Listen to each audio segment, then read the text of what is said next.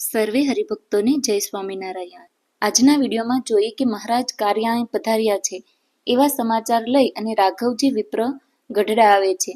એમની આગલી રાત્રે પ્રભુ કૃપાથી સમગ્ર એભલ પરિવારને સ્વપ્ન આવ્યું કે સ્વપ્નમાં પૂર્વ દિશામાંથી પૂર્વ પ્રકાશ આવતો જોયો। એ તેજમાં દિવ્ય વિમાન જોવામાં આવ્યું અને કોટી સૂર્ય ચંદ્રની તારા સમાન મણિમય શોભાયમાન વિમાનો હતા અને તેમાં તારામંડળમાં જેમ ચંદ્ર શોભે એમ એ વિમાનમાં બેઠેલા અનંત મુક્ત મધ્યે મહાપ્રભુ મનોહર મૂર્તિ હતા ને તે મૂર્તિમાં દિવ્ય આભૂષણો, માથે મુંગટ, નંગે જડેલા, તેમની શોભા વર્ણવી શકાય તેવી ન હતી અને સાથે બીજા હરિના અવતારો પણ અન્ય વિમાનમાં બેઠા હતા।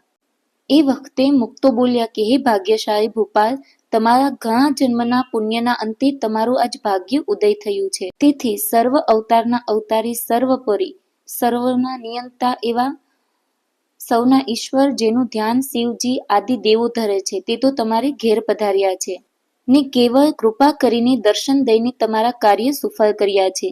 તમે ભગવાનના એકાંતિક ભક્ત છો અને માયાથી વિરક્ત છો, માટે અતિ મોટી મહેર કરી અને આ મહાપ્રભુ સદાય તમારે ઘેર ઘણા મુક્તોની સાથે રહેશે અને ગઢડું એ અક્ષરધામ ગણાશે ને ભાગ્યવાન અમે તમારા સમાન કોઈ સાંભળ્યો નથી। ભગવાનને પોતાને ઘેર કોઈએ રાખ્યા નથી અને રાખનાર કોઈ નહીં થાય એવા તમે ભાગ્યવંત છો। જે ભગવાનના ચરણરજ માટે જોગી શ્રેષ્ઠ તપ કરે છે અને ગુણગાન કાયમ ગાયા કરે છે, તે પ્રભુ ગઢપુરમાં સર્વ જગ્યાએ વિચરશે। નિત્ય ઘેલા નદીમાં સંતો સાથે, પાર્ષદો સાથે સ્નાન કરશે, તેથી જગમાં ગઢપુર મોટું તીર્થ ગણાશે ને તમારા ભાગ્ય તો દેવો મુનિઓ વખાણશે ને તમારી કીર્તિ આ બ્રહ્માંડ રહેશે ત્યાં સુધી અચળ રહેશે ને બ્રહ્માંડનો નાશ થાય ત્યાં, પરંતુ આ હરિલીલામૃત ગ્રંથ તો અક્ષરધામે થશે।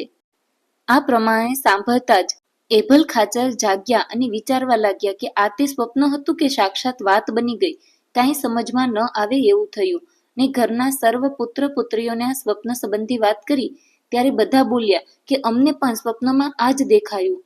પ્રભાત થતાં જ શુભ સંકેત સારા શુકન થવા લાગ્યા। પુરુષોના જમણા અંગ ફરક્યા અને બાઈઓના ડાબા અંગ ફરક્યા અને મન શાંત થયા ને આકાશ પર નિર્મલ થયો।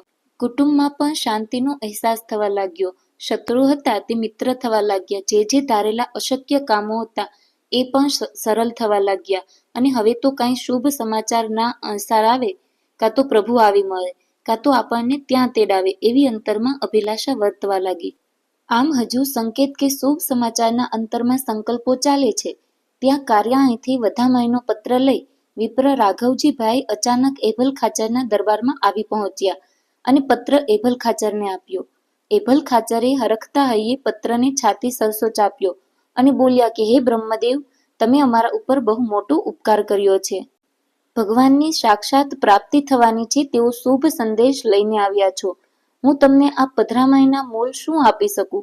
મારું રાજ આપી દઉં તો પણ આની તોલે કાંઈ નથી, એમ કહી અને સારા વસ્ત્ર ઘરેણાં આપ્યા અને ભૂદેવને મસ્તક નમાવ્યું ને કહ્યું કે આ પણ કાંઈ નથી, એવું અમૂલ્ય કામ તમે કર્યું છે, એમ કહી અને ભૂદેવને રૂડા ભોજન કરાવ્યા અને બીજા બ્રાહ્મણ સંતોને પણ જમાડ્યા અને આ જ જીવનનો અતિ મહત્વનો હર્ષનો દિવસ પ્રાપ્ત થયો ને કોઈના આનંદનો પાર નથી।